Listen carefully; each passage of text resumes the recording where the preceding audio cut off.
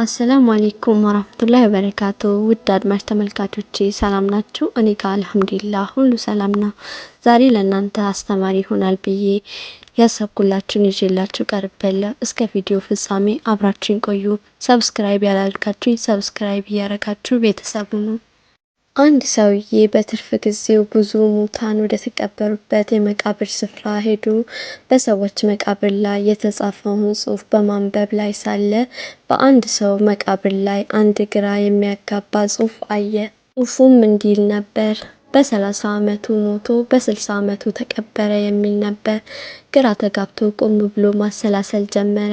አንድ ሰው በ30 ዓመቱ ሞቶ እንዴት ለ30 ዓመታት ሳይቀበር ሊቆይ ይችላል?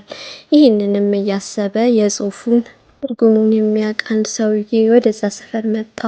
ምን እንደምታስብ ገብቶኛል አለው። ሀሳቡን ከፊቱ ላይ እያነበበ ጥያቄውን በትክክል መለሰለት። እንዲህ ያለው ሰውየው ይህ ሰው እጅግ በጣም የሚያስገርም ራዕይ እና ዓላማ ያለው ሰው ነበረ።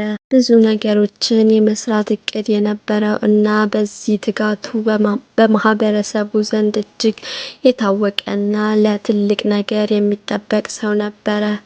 ልክ 30 ዓመት ሲሞላው በተለያየ ውጣ ወረድ ምክንያት ተስፋ በመቁረጥ ዓላማውን ሁሉ ትቶ ደካማ ሰው ለመሆን በቃ።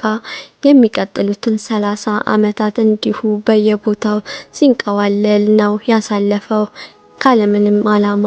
የጽሑፉም ትርጉም ይሄ ነው አለው። ሰውየው ሞቷል ብለው የሚያምኑት ራዕዩን በጣለበትና ጊዜውን በተራ ነገር ማሳለፍ በጀመረበት በ30 ዓመቱ ነው። በአካል ቢኖርም ሞቷል ነው አባባላቸው። ልክ 60 ዓመት ሲሞላው ታመመ። የማይቀረው ሞት መጣ።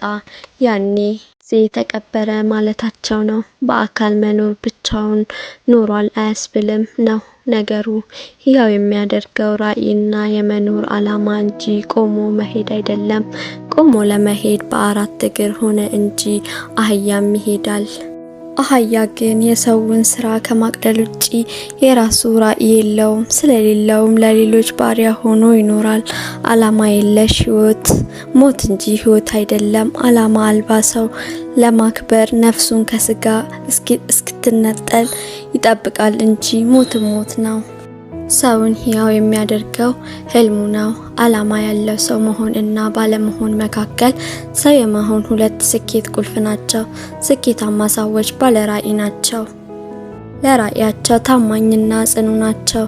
ለፈተናም ሆነ ለየትኛውም ነገር በቀላሉ እጅ አይሰጡም። እጅ አለመስጠታቸው የህይወታቸውን ለስኬታቸው ጠቃሚ ነው። ከዓላማ ውጪ የሚኖር ህይወት ከህይወት አይቆጠርም። ስንቶቻችን ነን ለዓላማችን የምንኖረው?